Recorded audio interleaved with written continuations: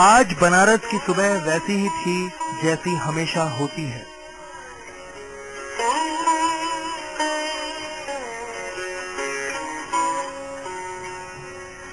बीते हुए कल का जख्म तो था, लेकिन कहते हैं ना, बनारस का रस कभी कम नहीं होता। कितने ही हमले हो जाएं, यहाँ के जीवन का, आध्यात्म का रस बना रहे। मंगलवार की शाम बनारस पर दहशत की एक काली छाया पड़ी थी, लेकिन बुधवार की सुबह बनारस ने एक नए जज्बे के साथ फिर से शुरुआत कर दी है। लेकिन यहाँ के लोगों ने एक नए जज्बे के साथ उस जो दहशत गर्दों की उस चुनौती को स्वीकार किया है और देखिए किस तरह से यहाँ के लोगों ने उसी तरह से अपनी जिंदगी को फिर से उसी जज्बे के साथ शुरू कर दिया है। यहाँ पर फूलों की दुकानें सज गई हैं। जो श्रद्धालु हैं वो घरों से निकलकर पूजा अर्चना के लिए घाट की तरफ जा रहे हैं। तो एक तरह से कहा जाए कि किसी भी तरह का जो वो दहशत का जो माहौल फैलाने की कोशिश की गई थी, जो यहाँ का सौहार्द बिगाड़ने की कोशिश की गई थी, उसका असर किसी भी तरह से बनारस के लोगों पर नहीं दिख रहा है। हालांकि यहाँ पर जो इलाका है, ये जो घाट का इलाका है, वो पूरी तरह से छावनी में तब्दील है। यहाँ पर पुलिस बल तैनात है। पूरे इलाके को पुलिस चप्पे चप्पे पर पुलिस तैनात कर दी गई है। लेकिन फिर भी यहाँ के जो लोग हैं बनारस के, उन्होंने बुधवार की सुबह एक नए जोश और जज्बे के साथ शुरू की है। कल शाम करीब 6:30 बजे जब बनारस मां गंगा की आरती में मस्त था, लीन था, एक धमाका हुआ और बनारस ही नहीं पूरे हिंदुस्तान में शोर मच गया।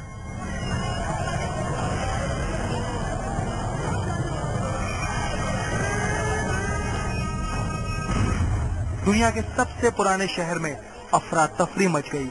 कई लोग घायल हो गए। आतंकियों को लगा वो हिंदुस्तान को डराने में कामयाब रहे।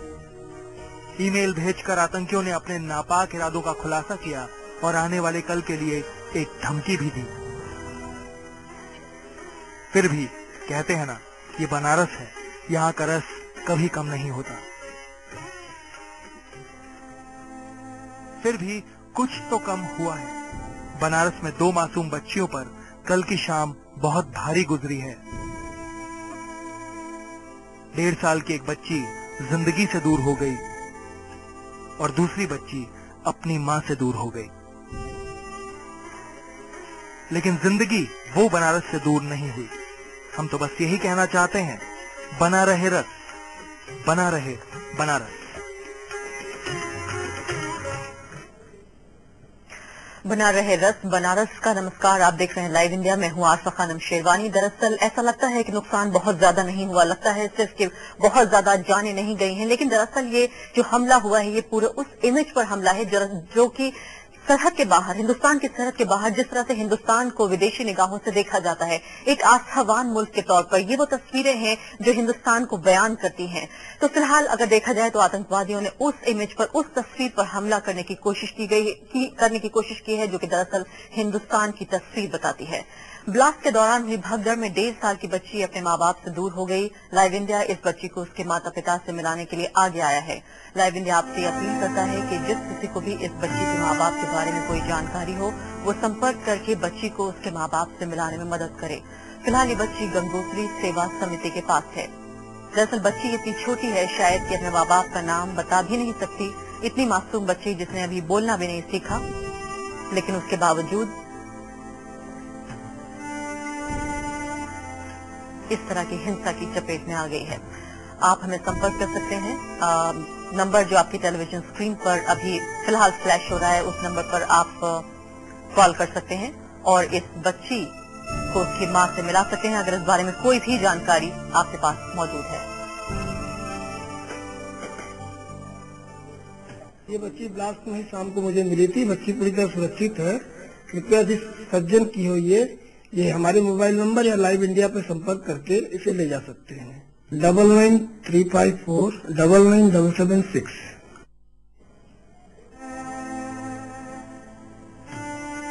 तो फिलहाल आप देख रहे हैं ये साहब जो बता रहे हैं नंबर उनके मोबाइल पर या फिर जो नंबर आपकी स्क्रीन पर फ्लैश हो रहा है, दोनों में से किसी पर जो भी आपके पास जानकारी है इस बच्ची की मां के बारे में, बाप के बारे में, जरूर बताइए हमें, वरना ये मासूम बच्ची न जाने किन हाथों में कहां चली जाएगी। अब तक महफूज हाथों में है।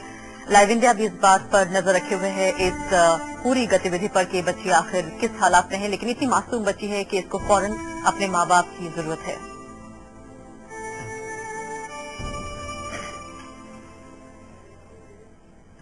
ये बच्चे हो सकता है खुशकिस्मत निकले, हो सकता है कुछ ही देर में या एक दो दिन में इसके माँ बाप से इसको मिला दिया जाए। लाइव इंडिया की मुहिम या फिर जिस तरह से लोग मदद के लिए आगे आ रहे हैं, लेकिन सब इतने खुशकिस्मत नहीं होते।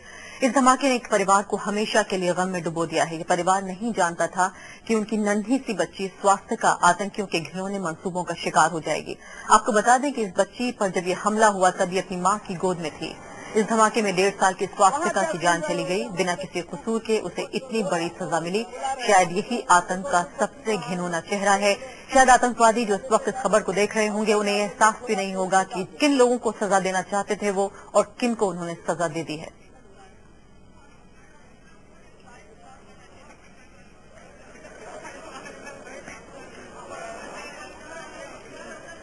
तो फिलहाल आप देख रहे हैं ये तस्वीरें, ये उस पिता की हैं जो जिसकी बच्ची अब उसकी जिंदगी में नहीं है। वो अनमोल खजाना जो शायद अब उसकी जिंदगी से हमेशा के लिए चला गया। ये माँ बाप, हर माँ बाप हिंदुस्तान का ये जानता है कि औलाद उसके लिए कितनी अहम चीज होती है। दुनिया में किसी भी माल दौलत ओहदे से बड़ी होती है औलाद, और ये हिंदुस्तानी इस बात को अच्छे तरीके से जानता है। तो जाहिर सी बात है, एक माँ बाप के लिए इससे बड़ा सदमा और क्या हो सकता है कि एक नन्ही सी लाडली जो को इस तरह से वो खो दें, और खासकर जबकि वो शायद उनकी नजरों से ओझल भी नहीं हुई थी, अपनी माँ की गोद में खेल रही थी। परिवार को सांत्वना देने के लिए गृह मंत्री पी चिदम्बरम पहुंचे, लेकिन ये सब भीड़ जब इनकी जमीन के आसपास से चली जाएगी, शायद तब स्वास्थ्यिका के पिता और माँ, दादा दादी, नाना नानी, तमाम रिश्तेदार किन लम्हों से दो चार होंगे, इसका अंदाजा हमारे और आपके लिए लगाना आसान नहीं है।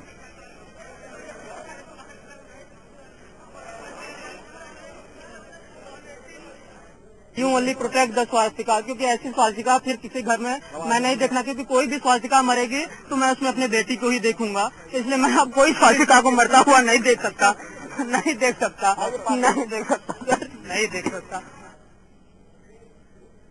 एक तरफ लोगों की जान गई, एक तरफ लोग बेघर हुए। कई लोग ऐसे हैं जो भी मिल भी नहीं पा रहे हैं, खासकर उस बच्ची की मां नहीं मिल पा रही है उस बच्ची को। लेकिन वाराणसी में धमाकों को लेकर केंद्र सरकार और यूपी सरकार में बयानबाजियां शुरू हो गई हैं। यूपी के कैबिनेट सचिव शशांक शेखर सिंह ने कहा है कि राज्य सरकार को कोई स्पेसिफिक जानकारी नहीं दी गई।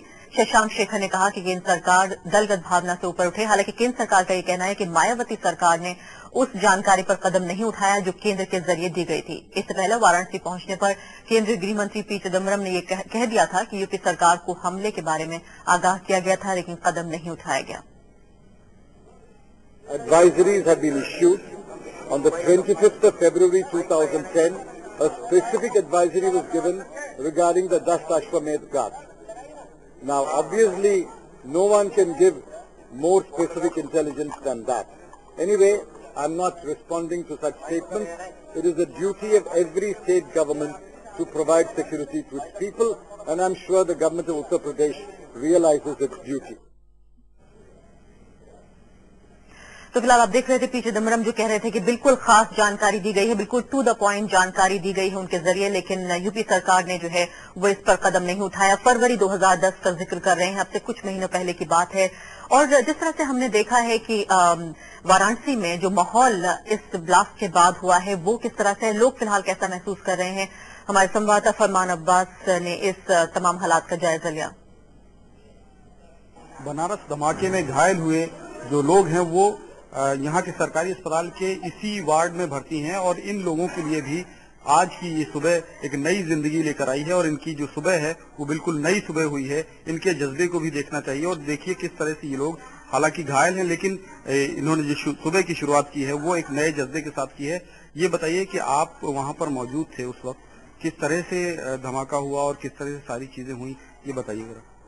ऐसा है सर कि हम उस समय 6:15 बजे वहाँ पहुँचे हैं, और डेली हमारी आदत है कि आरती में सम्मिलित होते हैं। जब वहाँ पर गए तो हम भी उसी जगह बैठ गए, और बैठने के बाद जब आरती करीब आरती 6:32 पर आरती समाप्त हो चुकी थी। वही लोग रख के पंडा लोग जो है अब सब सामान रख के जाने ही वाली थी। आरती जो नीचे रखी उसी समय जो बहुत बड़ा विस्फोट हुआ, जिसे मैं कुछ दूर 10 फीट की दूरी पर आगे बैठा था, और पीछे पता नहीं कितने लोग घायल हुए क्या हुए, अब ये बताइए कि धमाके के बाद ये आज नई सुबह है, अब क्या इच्छा है आपकी, किस तरह से इसको जो नई सुबह इसको कैसे ले रहे हैं? हम तो यही माँ से विनती करूंगा कि हमको जो है फिर से जिंदगी दी है, हम उनका दर्शन करूंगा। ऐसी कोई बात नहीं है कि मतलब मैं डर जाऊं। इसी तरह के दूसरे मरीज भी यहाँ पर हैं और तकरीबन इस वार्ड में 7 या 8 मरीज ऐसे हैं जो घायल हैं, वो यहाँ पर हैं, एडमिट कराए गए हैं। उनका सबका इलाज चल रहा है, जिसमें से एक ये बच्ची भी है। बच्ची है, हालांकि ये बोलने की स्थिति में नहीं है, इसको डॉक्टर्स ने मना किया है बोलने से, इसके सिर में चोट आई हुई है, लेकिन ये भी एक नई सुबह की इसने भी शुरुआत की है। जो मरीज है वो किसी भी तरह से जो दहशतगर्द हैं उनके मंसूबों को कामयाब नहीं होने देना चाहते हैं और उन्होंने इस नई शुरुआत को एक नई चुनौती के तौर पर लिया है और दहशतगर्दों को एक करारा जवाब दिया है। फरमान अब्बास, लाइव इंडिया, बनारस। हमारे संवाददाता जिन लोगों से बात कर रहे हैं जरूर वो ये कह रहे हैं, जरूर ये बता रहे हैं कि जख्म भर जाएंगे, सब कुछ मामूल पर आ जाएगा, सब कुछ वैसा ही हो जाएगा, लेकिन शायद कुछ जख्म ऐसे होते हैं जो कभी नहीं भरते। और हम बात कर रहे हैं बनारस की आबो हवा की, जिसकी बात ही कुछ अलग है। दरअसल बनारस में कुछ ऐसा है जो बिल्कुल प्राचीन भारत जैसा है। कुछ ऐसा है बनारस में जो भारत की रूह को बताता है, अध्यात्म है, उसमें आस्था है। तमाम होते हुए भी दुनिया के किसी भी शख्स से अमीर होने की भावना भी बनारस में है।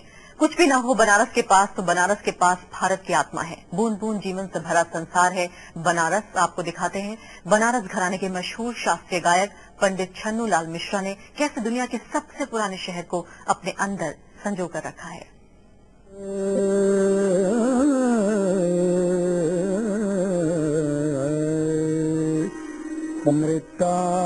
अमृतावसाने नटराज राजो ननाद ढक्काम नव पंचबाम उद्धर तु काम सनकादि सिद्धाम तद्विमर्शे शिव सूत्र जालम अयुणऋकं अवचहयवरत लळयं गणनं जभय घट घस जब गड दस खप छठ चत तव कपय ससरः अयुणऋकं अवचहयवरत लळयं गणनं जभय घट घस जब गड दस खप छठ चत तव कपय ससरः। साहित्य और संगीत दोनों का केंद्र हमारा काशी है।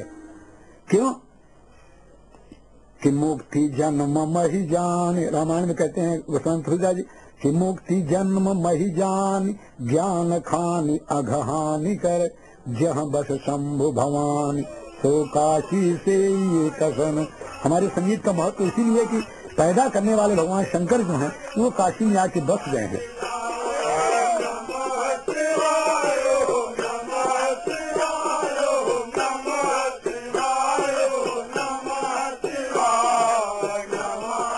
भगवान कहीं नहीं कहें कि हम यहाँ रहते हैं।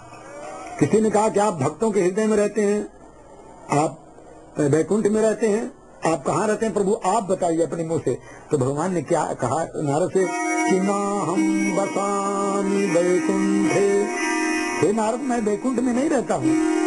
योगिनाम हृदय में क्या, योगियों के हृदय में भी नहीं रहता हूँ स्थिर रूप से। कहाँ रहता हूँ कि मद भक्ता जत्र गायन्ति, मेरा भक्त यहाँ स्वर लय में गाता है तत्र तिष्ठामि नारद, हे नारद मैं वहीं रहता हूँ। तो साकार ब्रह्म का मंदिर तो हर जगह, निराकार ब्रह्म जहाँ साकार रूप में विराजमान है वो है संगीत। बरसन लागे बदरिया रूम झूम के, बरसन लागे रूम झूम पर गाना में झूम ना होना। अरे बरसन लागे बदरिया रूम झूम के, रूम झूम रूम झूम रूम झूम रूम झूम रूम झूम के, बरसन लागे बदरिया रूम झूम के। आयो सावन अति मन भावन झूम झूम के सखियां गावे कजरिया रूम झूम के। इसका जो रस है इसमें, इसका नाम बनारस है। यहाँ के संगीत का हमेशा रस बना है, कभी बिगड़ता नहीं है। जब सुनिएगा तब आपको लगेगा कि बड़ा सुंदर है, इसीलिए इसका नाम बनारस रखा गया है।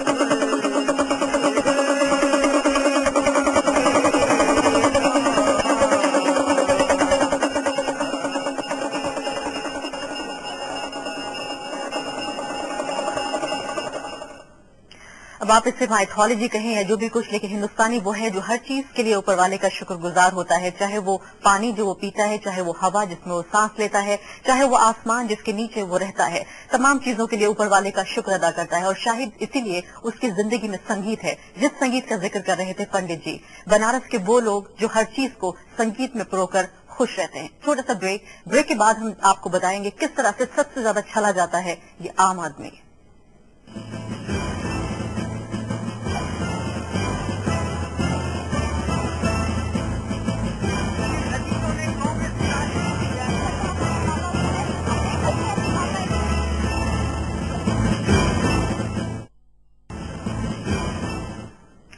आप देख रहे हैं लाइव इंडिया और हम बात कर रहे हैं बनारस में हुए धमाके की, जिसको लगभग अब 24 घंटे से ज्यादा का वक्त गुजर चुका है। दरअसल पिछले 24 घंटे कुछ इस तरह से रहे कि पूरे हिंदुस्तान की निगाहें बनारस पर रहीं या फिर पूरी दुनिया की निगाहें बनारस पर रहीं।